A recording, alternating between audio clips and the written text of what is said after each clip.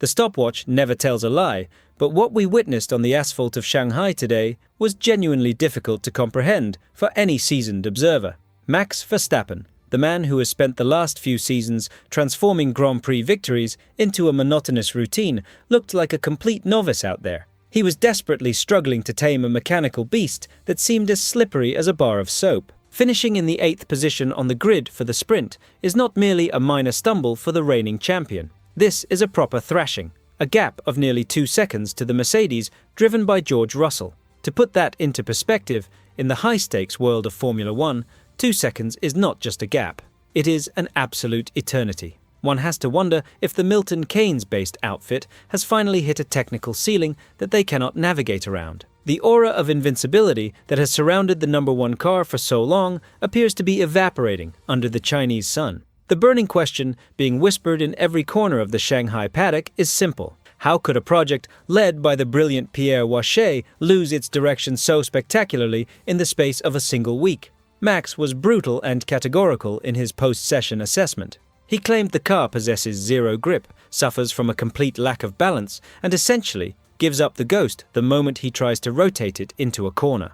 But the reality of the situation is likely far more concerning than a simple setup error. The fundamental issue appears to be the complex integration of the brand new Red Bull Ford power unit. While the team principal, Laurent Mekies, attempted to sugarcoat the disaster by speaking about a steep learning curve, the telemetry data suggests a much darker reality. Their energy management system is currently behaving like a total nightmare. It seems the marriage between the internal combustion engine and the electrical components is failing to deliver the harmony required at this level of competition. From a technical standpoint, we are witnessing a phenomenon known as severe clipping, and it is devastating to their lap times. While the Mercedes power plant is delivering its electrical energy in a smooth and linear fashion, the Red Bull racing machine seems to run out of battery deployment halfway down the long straight. This catastrophic loss of electrical boost forces the internal combustion engine to work twice as hard during moments of incredibly low efficiency. This energy deficit does more than just hurt top speed.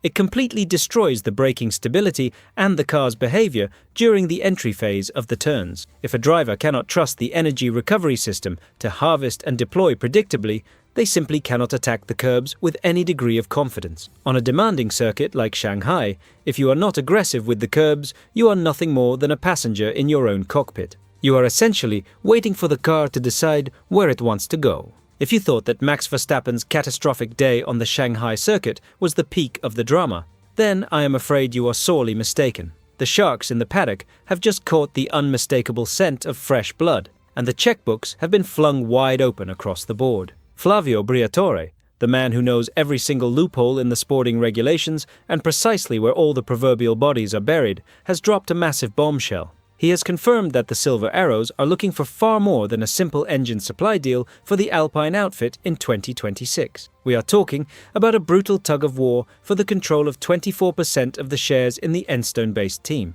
And you will never guess who is standing in the opposite corner of the ring ready to fight. None other than Christian Horner and the Red Bull racing operation. It is an utterly bizarre and unprecedented scenario where your fiercest rival on the track could potentially become a major shareholder in the team that uses your power unit. Horner is playing a high-stakes game on 2 different fronts simultaneously, and this reeks of a desperate exit strategy or a move to fortify his political power. For Mercedes, this is not merely a financial transaction, it is a quest for absolute control over the technical architecture, with the 2026 power unit being a beast of integration. Splitting the load 50-50 between the internal combustion engine and the electrical components, having a customer team that is actually a partner, is a game changer. This facilitates the sharing of vital telemetry data and the intricate development of the energy map. Imagine the hybrid deployment and the massive torque delivery being refined across 2 different chassis under the Stuttgart umbrella.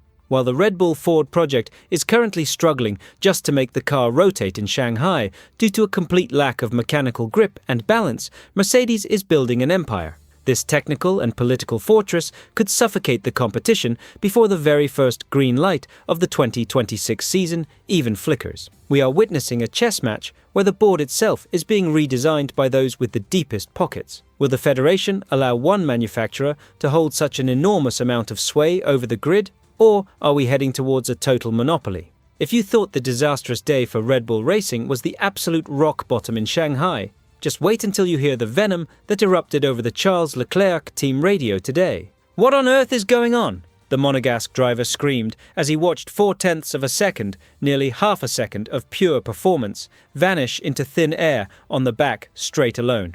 What we witnessed during the sprint qualifying session was not merely a defeat on the timing screens. It was a technical humiliation broadcast to a global audience. The central fact of this situation is genuinely frightening for the Tifosi. Leclerc suffered a massive gap of 1 full second to the pole position. However, the most painful sting for those in Maranello is not the distance to George Russell's Mercedes. It is the reality that Lewis Hamilton, using the exact same machinery, managed to finish nearly half a second ahead of his own teammate. Hamilton, who has barely had time to settle into the Italian camp, has already delivered the diagnosis that no one wanted to hear.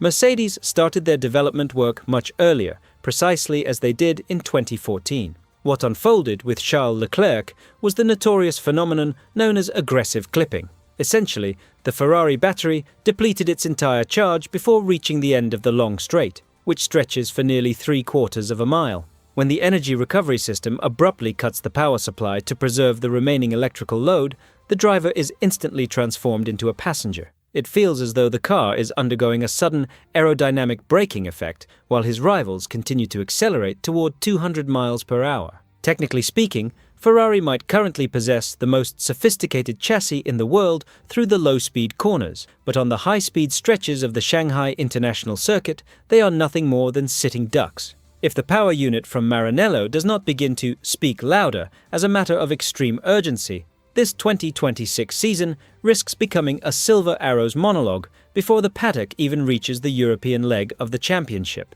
The burning question hanging over the paddock is simple yet devastating. Did Ferrari get the fundamental mathematics of their engine design wrong? Or have Mercedes simply found a way to bypass the standard development timelines? If this power deficit is structural and real, both Charles Leclerc and Lewis Hamilton might have inadvertently signed a pact of pure frustration for the foreseeable future. We are talking about a loss of deployment that ruins not just the top speed, but the entire balance of the car during the heavy braking zones. This is a crisis of confidence that could ripple through the entire factory. When you cannot trust the battery to deliver torque, when you need it most, you lose the ability to attack the circuit with any aggression. As it stands, the Scuderia is bleeding time in every acceleration phase, and in a sport decided by thousandths of a second, losing half a second on a single straight is an eternity. Is there a silver bullet in the software, or are the red cars destined to chase silver shadows all year long? Lewis Hamilton can no longer bear to watch nothing but the silver exhaust fumes vanishing into the distance on the Shanghai straights. Immediately following the conclusion of the sprint qualifying session, the 7-time world champion was spotted in a scene that brought the entire paddock to a standstill.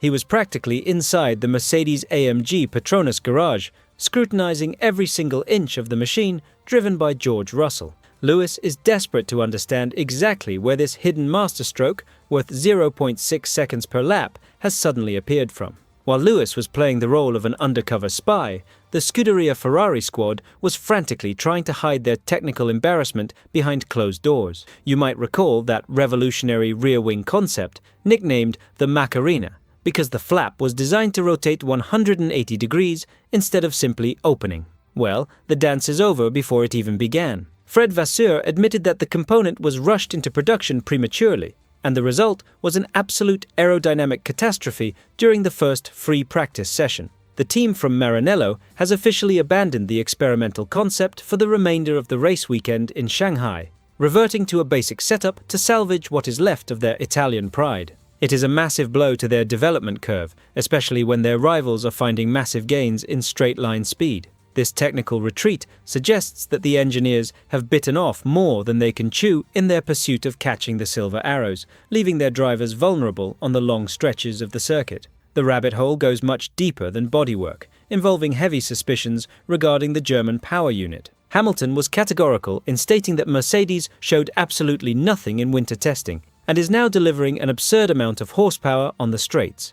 The whispers in the paddock are focused on the compression ratio of the 2026 engines. If Mercedes has found a way to manipulate energy delivery without suffering from clipping, the sudden power cut at the end of the straight, we are looking at a new era of total dominance. This clipping issue is currently killing the race pace of both Ferrari and Red Bull Racing, yet the Mercedes seems to pull away effortlessly at speeds exceeding 200 miles per hour.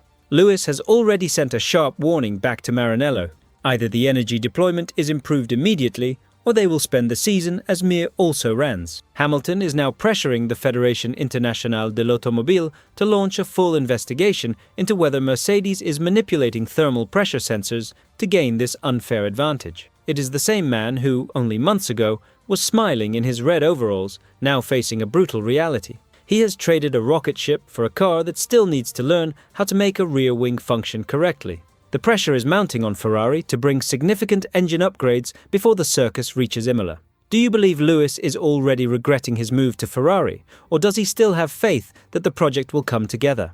Leave your theories in the comments section below and let us get a real debate going. Do not forget to hit that subscribe button to stay updated with the most in-depth analysis on the grid. A huge hug, cheers, and I'm out.